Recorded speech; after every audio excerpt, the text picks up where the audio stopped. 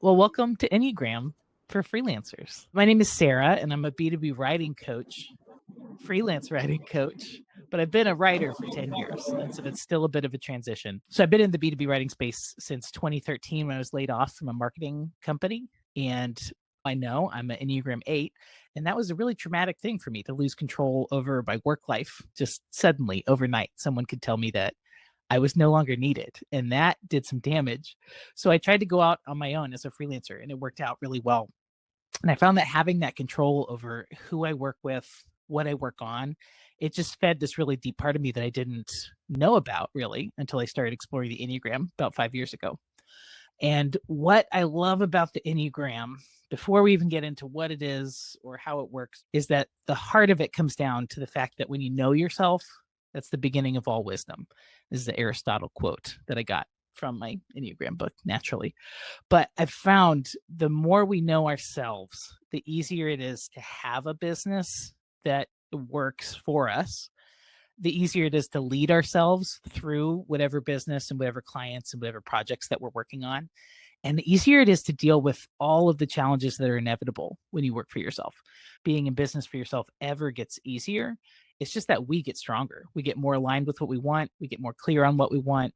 We get better at working with people, at communicating, at asking for what we want. And the Enneagram has just proven to be this wonderful tool to help me see how I operate best, and then to also see how other people operate best and work with them better. So, for example, let's say somebody comes to me in a coaching relationship and they're like, you know what, Sarah, I know we've been working on this freelance writing business, but I did a lot of reading on birding and I've decided that I want to start a birding blog. And I think that's going to be like, that's a new part of my business. I think this is a good idea.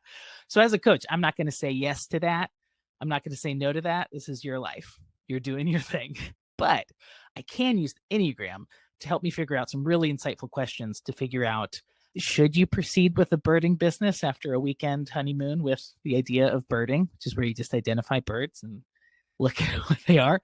Or could it be that we're trying to escape some kind of problem and not be present to it in our life because it's attacking some core fear we have or this understanding we have of the world? If you're an Enneagram 5, it's really interesting to know you actually go to 7 in stress. And so you can go from being this really systematic, curious, decisive person to someone who's really scattered and hyperactive and just jumping on any new interest. So that birding change, like maybe that could be a sign that you're feeling really threatened and you don't think your plan is going to work and you don't know enough about it. So you're just like, boom, let me change direction real quick.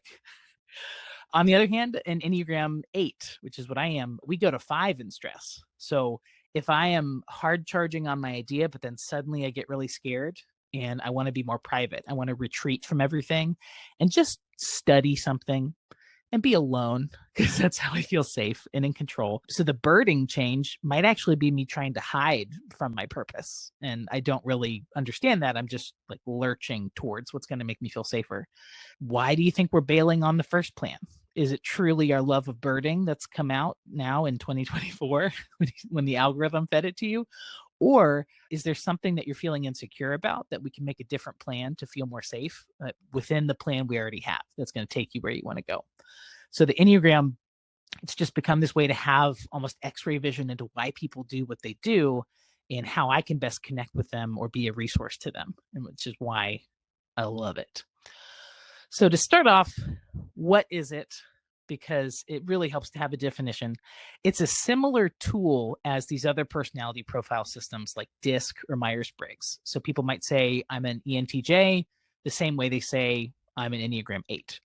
I think of it as a compass for human relationships, like I said. Other people have often just seemed like a total mystery to me, and I don't really understand. I'm sure we've all felt that way since we're writers, and we tend to be more reflective and more in tune with our emotions and stuff.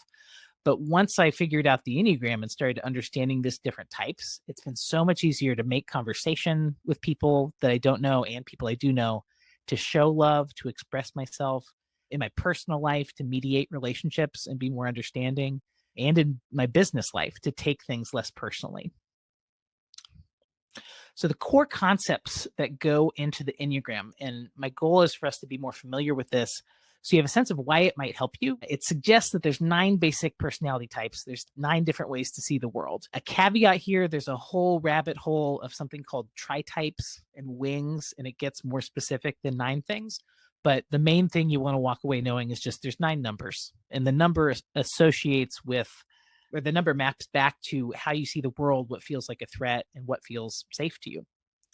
You don't choose your type. It's innate to who you are, and it's just how your worldview came to be based on the different experiences you've had. I love how flexible it is because it's not that all 9s are the same or all 4s all the same. It's more like if we all read a story, the thing that jumps out to you or that feels really relevant or resonates a lot with you are going to be really different depending on your type. Similar to maybe growing up, we all had a parent telling us to hush or stop doing something. Some of us responded to that by hushing and learning to be the good girl or people pleasing. Some of us learned to say, well, who are you to say I should hush? I won't. And then to have a lot of conflict and fighting in our relationships. Some of us responded by being self-critical and deciding that, oh, they told me I'm doing something wrong. That must mean I'm bad. And so now I'm going to focus on being good for the rest of my life. And you can start to see how some of those childhood patterns come up as well. Everyone is doing what makes sense to them all the time, even if it doesn't make sense to other people. And the Enneagram is a way to see what makes sense to other people and to start to get into their worldview a little more. Another way this helps us, these 2 bullet points towards the bottom, is that recognizing what our type is like, what our partner's type is like, our children, once they're like 11 to 12 to 15, the type starts to settle. You can figure out like what are our strengths? How can we lean into them? What are those strengths and when do they become weaknesses when we lean into them too much, like independence or people pleasing, stuff like that. And the other thing I like to emphasize is just that no type is better than the others. Every single one is perfect in its way. And there's a healthy version of it and an unhealthy version of it. And to me, it's not that you have a number and you're trying to move up the hierarchy. It's just what your relationship is like with the world. So you can be a really healthy 2. You can be a really unhealthy 2. And studying this kind of gives you milestones to figure that out as you go. So applying the Enneagram to our relationships, I really love to use it as a reflective tool because you might have had the experience where doing a journal prompt or sitting down to like make big plans for the next few years, it just feels kind of hollow or like purposeless. You don't really know how to make it yours. And I found by understanding myself with the Enneagram, it's a lot easier to figure out how to achieve the things that I want to achieve. So let's say you take a weekend retreat and you're going to write out your ideal life across all the other areas that you could have. We're all pretty similar with what we actually want. So we want healthy relationships, physical health, financial freedom, maybe time freedom. But when we look at how we're spending our time and resources, we might find that we're working against those goals without really knowing it or without really knowing why. And sometimes we're not in control the way we think we are because we're just operating on this default setting based on how we think the world is, what our impulses are based on our personality type, and what we've done in the past. And what we'll find is that each type has these predictable behaviors and motivations that really make you feel seen or even haunted sometimes. The first time you read the layers of health with your type, often it can feel really spooky to be seen in that way. And that was certainly my experience with the 8. So an example from type 1s, the type 1 is the reformer or the perfectionist. As a reformer and a perfectionist, they're dedicated to doing things right. And they might feel compelled to correct other people, even in small things around the house, like changing the dishwasher or loading the dishwasher. They value structure and correctness, but that compulsion can really drive a wedge between them and others because they tend to operate like there is a right way to do things. And if people aren't doing it the right way, it's their personal responsibility to let them know how and why and what to change and what to do. And you can see how that could be challenging if you're in a relationship with a 1 and they want what's best for you, but that comes out as criticizing and correcting and instructing. And if a 1 isn't aware of that, that can get in the way and make people, drives a wedge. People don't want to be corrected all the time. They move away. They can also be kind of perfectionistic about their expectations with other people. So Sophie's saying that's why I sometimes think I'm a 1.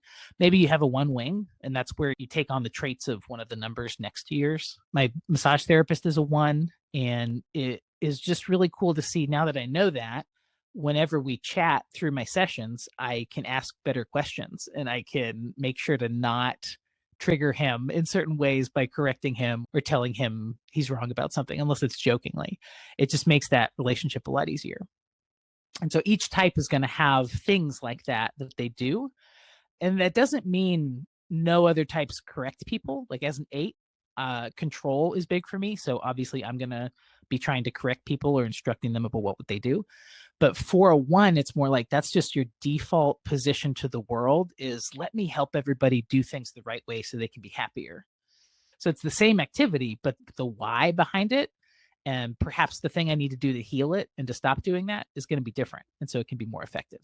So growth potential in relationships, really like we're saying, the insight you can get into stuff. For me, the empathy I've been able to get from my husband, who's a 4, where it's like at our worst, I'm super controlling and he's super irrational. It is not good with kids and life and work.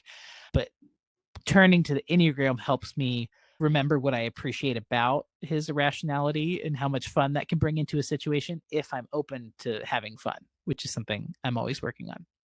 So it's not about diagnosing traits. It's just about understanding the patterns that may work for you, may work against you. Like all of that is your determination to make.